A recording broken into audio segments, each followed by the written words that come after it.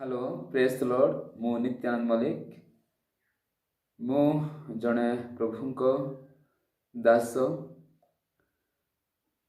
आमाने प्रभु को विषय को आलोचना करने जीवा विशेष विषय आमाने एठारे रखीछु ताहा हेउछि जीशुंको जन्म समय उदित तारा।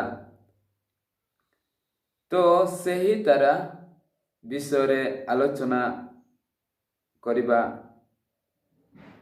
आमाने सेथिपाई एठारे सही विषय को आलोचना करिबा पूर्वरु एही चैनल को आपण माने सब्सक्राइब लाइक और शेयर करंतु आउ उत्साहित बढ़ातु आम माने एही प्रकार भाव प्रभु सेवारे आगु को बढ़िबा।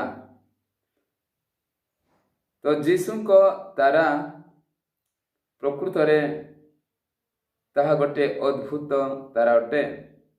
सही तारा सही राजा मानकर राजा शंभु ख्रीष्ट जन्म समय उदित होता। आउ एही प्रकार तारा केबे देखा जाए नहीं किंबा आउ देखा जीव नहीं मध्य। मोर प्रिय लोक माने जो माने एही विषय को शुणुछंती सही तारा गोटे आकर्षणीय तारा थिला जो तारा के प्रभु निकटरे आकर्षण करिपारे जहा शुभ संदेश पाइबा सहित जे जगत को उद्धार करिब इस्राएल लोक मान को प्रतिपालन करिब ताहांकर सहाय्य करिब। सेथिपाई सही प्रकार तारा से दिन उदित हेथिला। पूर्व देशर पंडित माने सही तारा देखिले आउ सही तारा देखी से माने प्रभु जे कि शिशु रूप रे थिले आउ ताहांक निकटरे से माने आकर्षित हेथिले।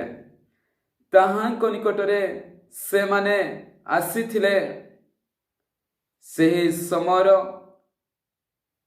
समस्त कार्य अनुसार जड़े राजा को भेट करबा पाए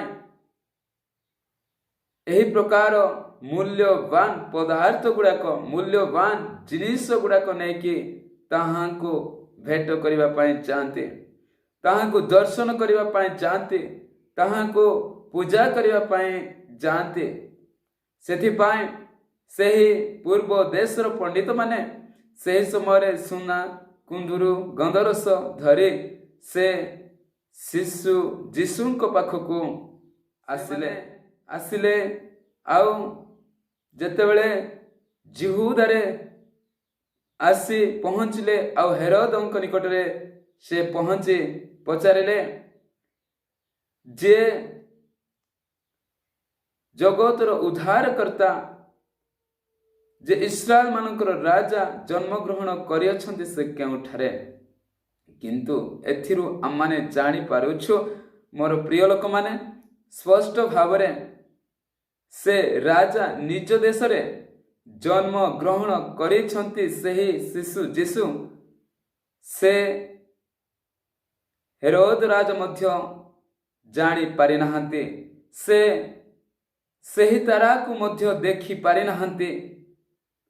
देखंतु निज देश रे हेले सुधा आज आम माने देखिबा पाई पाउछु से पूर्व देशर पंडित माने आसी से तारा को अनुसरण करे शिशु जीशु को भेट पाइले आ से माने दर्शन कले प्रभु को से माने प्रभु को निकटवर्ती हेले आउ ताहा को दर्शन करे अति आनंदित हेले। एठारे गोटे विषय लिखा जायछि माथ्यू 2 ଅଧ୍ୟାୟର ଆଉ 7 ପଦରେ ସେ ତାରା ବିଷୟରେ ଆଉ ତଳକୁ ଲେଖାଯାଇଛି 10 ପଦରେ ସେମାନେ ତାରା ଦେଖି ଆନନ୍ଦିତ ହେଲେ। ହେଲେ ପ୍ରକୃତରେ ସେମାନେ ସେଠାରେ ଗଲା ପରେ ସେମାନେ ତାରାକୁ ଦେଖିଲେ ଆଉ ଦେଖିକି ଅନୁସରଣ କଲେ।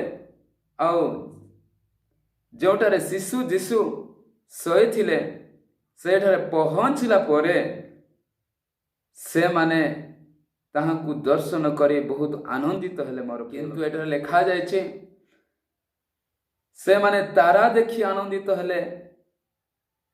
ଏଥିରେ ଚିନ୍ତା କରିବାର ବିଷୟ କ'ଣ ଯେ ପ୍ରକୃତରେ ସେହି ତାରା କିଏ ଥିଲେ? ପ୍ରକୃତରେ ସେହି ତାରା ସ୍ୱୟଂ ପରମେଶ୍ୱର, ସ୍ୱୟଂ ଖୁଦା, ସ୍ୱୟଂ ପରମେଶ୍ୱର ଯୀଶୁ ଥିଲେ। ତାହାଙ୍କୁ ଦେଖି ସେମାନେ ଆନନ୍ଦିତ ହେଲେ। ଆଉ ସେହି ତାରାକୁ ଆଜି ଯେଉଁମାନେ ଦେଖୁଛନ୍ତି, ଯେଉଁମାନେ ଦର୍ଶନ କରୁଛନ୍ତି, ଯେଉଁମାନେ ଅନୁସରଣ କରୁଛନ୍ତି, ଯେଉଁମାନେ ଏହି ତାରାକୁ ଦେଖିବା ପାଇଁ ଚାହୁଁଛନ୍ତି, ସେମାନଙ୍କ ଜୀବନ ଉଜ୍ଜଳମୟ ହେବ। ସେମାନଙ୍କ ଜୀବନ ଅତି ସାର୍ଥକ ହେବ। ସେମାନେ ସେହି ଖ୍ରୀଷ୍ଟ ଯୀଶୁଙ୍କ ପାଖକୁ ଟାଣି ହୁଅନ୍ତି ଆଉ ତାହାଙ୍କ ପାଖକୁ ଯାଇ ସେମାନେ ତାହାଙ୍କୁ ଦର୍ଶନ କରନ୍ତି। ସୁନା, କୁନ୍ଧୁରୁ, ଗନ୍ଧରସ ଏ ସମସ୍ତ ନେଇ ତାହାଙ୍କୁ ଦର୍ଶନୀ ଦେଇପାରନ୍ତି ଆଉ ସେ ତାହାଙ୍କ ସହିତ ରହନ୍ତି। ଏହା ସୌଭାଗ୍ୟ ବିଷୟ ଅଟେ। ଯଦ୍ୟପି ଏହି ପ୍ରକାର ଆଜି ତାରାକୁ ଆମମାନେ ଦେଖିବା ପାଇଁ, ଖୋଜିବା ପାଇଁ ଆମମାନେ ଚେଷ୍ଟା କରିନାହୁଁ, ତେବେ ଆଜିଠାରୁ ଆମମାନେ ଚେଷ୍ଟା କରିବା। ସେଥିପାଇଁ ଆମମାନେ ଏହି ତାରା ଅନୁସରଣ କରି ପ୍ରଭୁଙ୍କ ନିକଟରେ ଯିବା ପାଇଁ ଚେଷ୍ଟା କରିବା।